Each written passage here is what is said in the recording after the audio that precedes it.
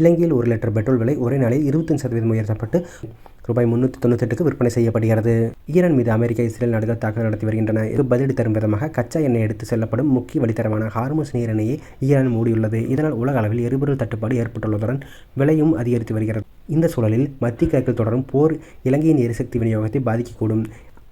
அதனை எதிர்கொள்ள நாம் தயாராக இருக்க வேண்டும் என இலங்கை அதிபர் கடந்த வாரம் தெரிவித்திருந்தார். கடந்த புதன்கிழமை முதல் இலங்கையில் ஒரு வாரத்துக்கு 4 வேலை நாட்கள் மட்டுமே என்ற உத்தரவை பிறப்பித்த அதிபர் வீட்டில் இருந்தே பணியாற்றும் முறைக்கும் நிறுவனங்கள் மாற வேண்டும் எனவும் வலியுறுத்தினார். இதனைத் தொடர்ந்து இலங்கையில் கடந்த வாரம் டீசல், பெட்ரோல் விலை 8% உயர்த்தப்பட்டது.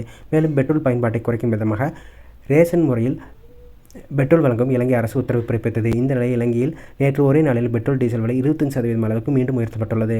அதன்படி இலங்கையில் ரூபாய் 317 இருந்த 1 லிட்டர் பெட்ரோல் ரூபாய் 82 உயர்த்தப்பட்டு 398 விற்பனையாகிறது. அதேபோல டீசல் விலையும் 1 லிட்டருக்கு 79 அதிகரிக்கப்பட்டு 382க்கு விற்பனை செய்யப்படுகிறது.